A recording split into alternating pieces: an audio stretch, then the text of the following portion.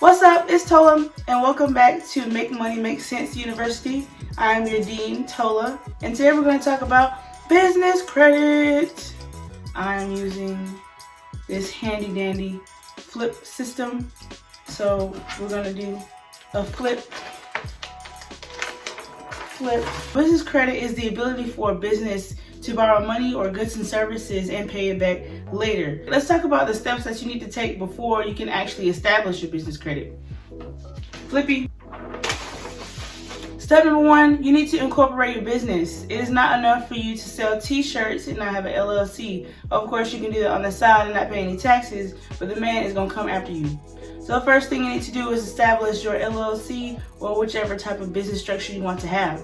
The second step is to get your EIN number, which is like your social security number, but for your business.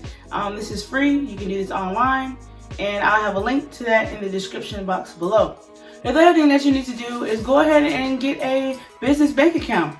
Personally, I use Novo Bank. I'll leave a link for them in the description box below. Please check that out. The next thing you need to do is get some credit.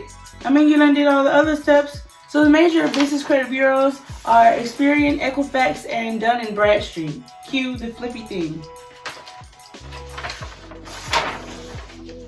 Let's get into Experian.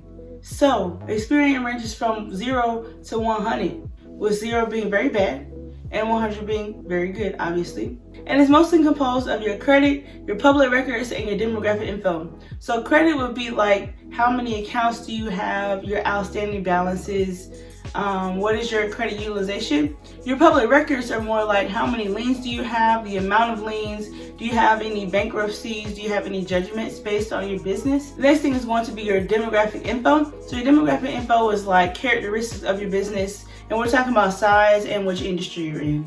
You're looking at a really good Experian credit score if you have a number over 75. Flippy thing. Break into Equifax real quick. So Equifax is going to give us 2 different scoring ranges here: business risk and business failure. So business risk is going to be the likelihood of you becoming extremely delinquent on your accounts, and business failure is like failure altogether, how likely you are to be bankrupt. Business risk ranges from 101 to 992, and your business failure ranges from 1000 to 1610, with the low numbers meaning that you're extremely high risk of becoming delinquent or bankrupt, and then the high numbers meaning that you're not likely to do that. Now it's time to do another flippy thing.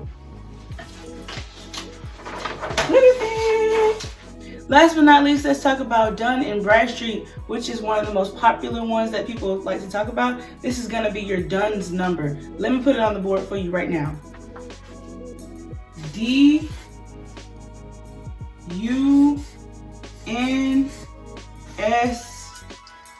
your DUNS number. Dun.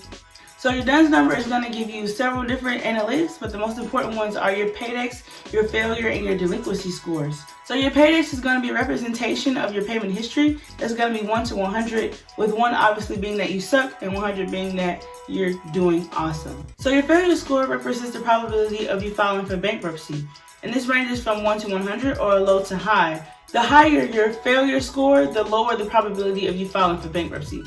Last but not least is your delinquency score, which ranges from 1 to 5. Your delinquency is about falling behind on your payments. The funny thing about your delinquency score is that it works in the opposite direction of the other scores. So the lower the number, the worse it is. But for your delinquency score, actually, the lower the number, the better it is. And the higher the number, the worse it is. Make sure you look out for that, because that's a trick.